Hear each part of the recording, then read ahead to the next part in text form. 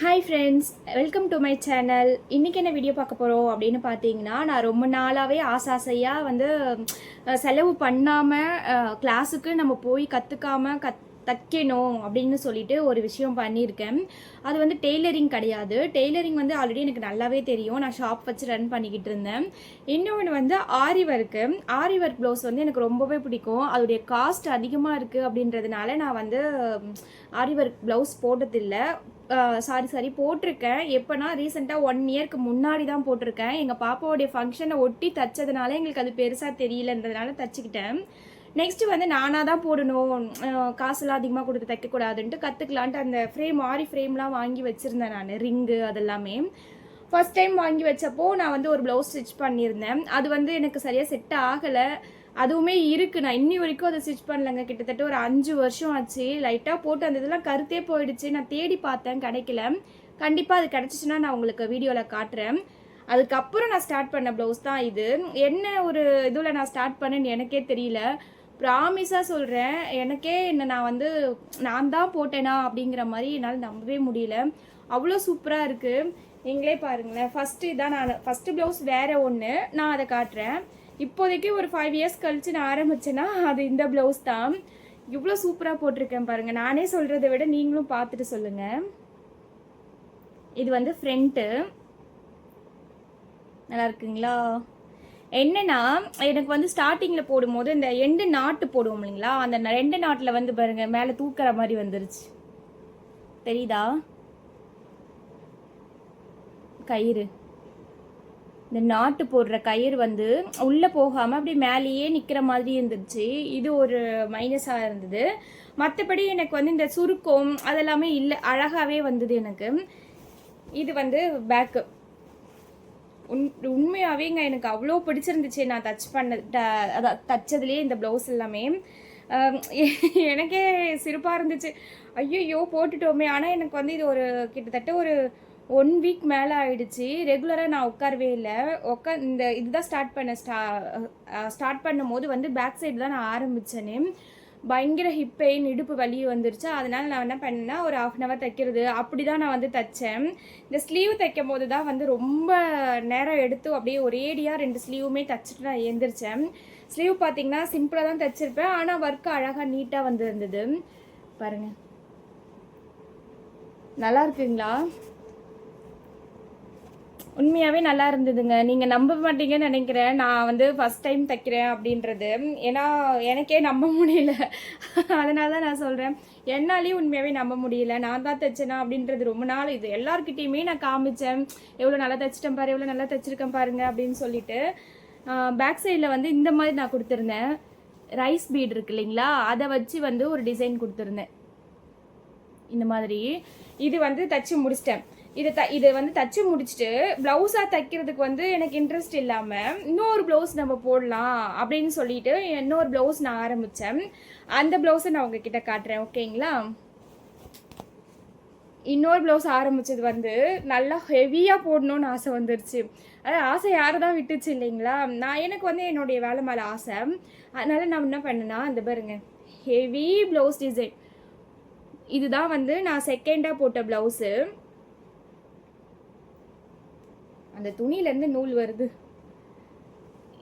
இதுதான் வந்து அதோடைய டிசைன். கையில் வந்து நல்லா எனக்கு இதோடைய பேரெல்லாம் எனக்கு தெரியவே தெரியாதுங்க. இப்போவுமே இந்த பீட்ஸுடைய சைஸ்லாம் எனக்கு தெரியாது. நானாக போனேன். சாரியில் வந்து இந்த மாதிரி சில்வர் கலரில் இருந்தது. அதனால் வந்து silver colour blouse beads use பண்ணி என்ன நம்பர் கேட்டாங்க.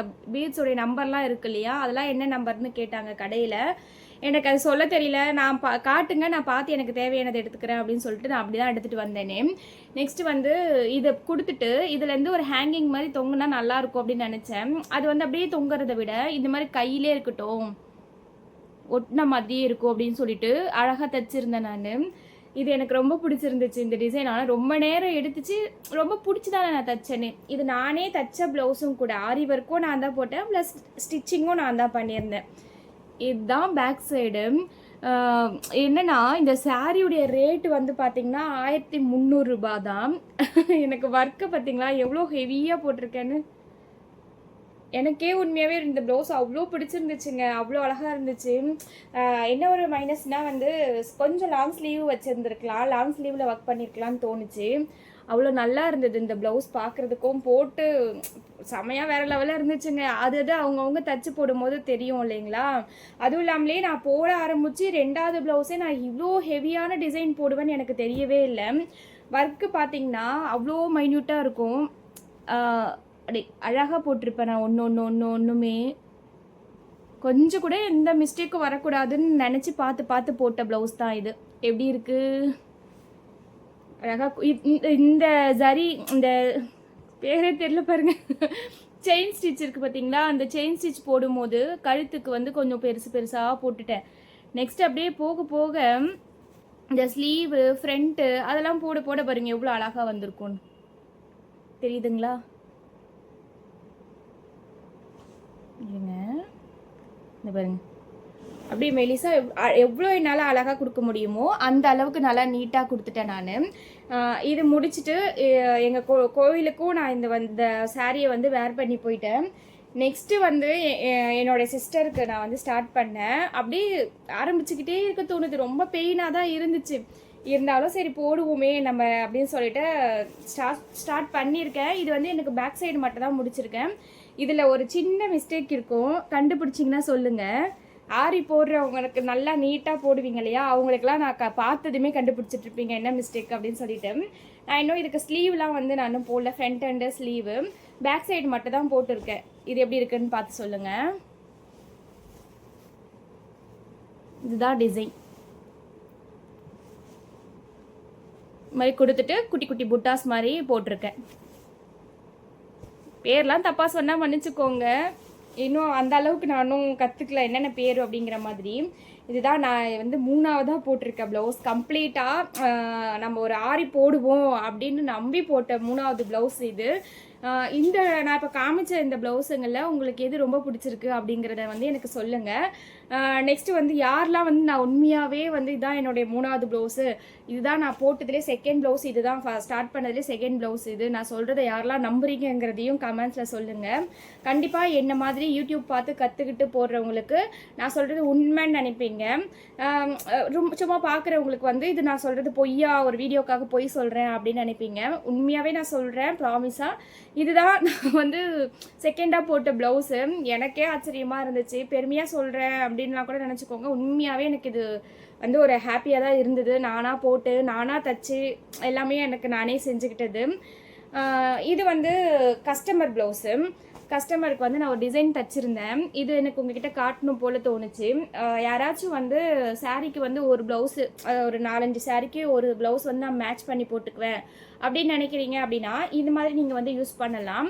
அவங்க வந்து என்ன சொல்லிட்டாங்க, இந்த டிசைன் வேணும், ஆனால் வந்து அதே கிளாத்லேயே எனக்கு டிசைன் பண்ணி கொடுத்துருங்க, நான் வந்து சாரீக்கு வந்து மிக்ஸ் பண்ணி போட்டுப்பேன் ப்ளவுஸை அப்படின்னு சொல்லிட்டாங்க.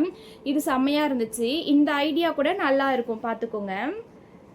ஸ்லீவ்லேயும் இந்த டிசைன் கொடுத்துட்டு இதில் ஒரு பீட்ஸ் வச்சு நான் தச்சுருக்கேன். அதுக்கு நான் இந்த பக்கமும் அந்த பக்கமும் வந்து நம்ம லேஸ் வச்சுருக்கலாம், ஏன்னா அந்த பிசுறு தெரியாமல் இருக்கணுன்றதுக்காக. ஆல்ரெடி நான் மடித்து தான் ஸ்டிச் பண்ணியிருக்கேன், இருந்தாலும் அதை கவர் பண்ணுறதுக்காக நம்ம வந்து லேஸ் வச்சுக்கிறேன் நான். வச்சுட்டு இதை வந்து நியூஸ் பேப்பர்லேயும் வச்சு நம்ம அடித்து திருப்பிக்கலாம். இந்த டிசைனை நான் வந்து கேன்வாஸில் வந்து தச்சுட்டு இந்த பைப்பிங் கொடுத்துட்டு நெக்ஸ்ட்டு வந்து கேன்வாஷை வந்து கட் பண்ணி எடுத்திருக்கேன். இது நம்மளுக்கு போயிடும், துணி துவைச்சோன்னு வச்சுக்கோங்களேன், அதில் ஊறி வந்து இந்த கேன்வாஷ் வந்து வந்துடும், அதனால் ப்ராப்ளம் கிடையாது. முடிஞ்ச அளவுக்கு எடுத்தாச்சு. ஃப்ரண்ட்டில் வந்து தெரியல, நல்லா இருக்கான்னு பார்த்து சொல்லுங்கள் இந்த டிசைனு. இது வந்து ஸ்லீவு சூப்பராக இருந்துச்சு. இதுவுமே சரி உங்ககிட்ட காமிக்கலாம் அப்படின்னு தோணுச்சு. நான் காமிச்ச இந்த ஆரி ஒர்க் ப்ளவுஸில் எது உங்களுக்கு ரொம்ப பிடிச்சிருக்கு அப்படிங்கிறத வந்து எனக்கு கமெண்ட்ஸில் சொல்லுங்கள். வர நான் உங்களுக்கு வீடியோஸ்லாம் நல்லாவே போடுறேன். என்ன வேணும், ஸ்டிச்சிங்காக இருக்கட்டும், எதுனால இருக்கட்டும், எனக்கு நீங்கள் என்ன வேணும்னு கேட்குறீங்களோ இல்லை, எனக்கு எது பிடிச்சிருக்கோ நான் கண்டிப்பாக அதை வீடியோவாக எடுத்து நான் உங்களுக்கு வந்து அப்லோட் பண்ணுறேன். ஓகே ஃப்ரெண்ட்ஸ், பாய். என் வீடியோ பிடிச்சிருந்தா please like and share, subscribe பண்ணிட்டு பாருங்கள். பாய்.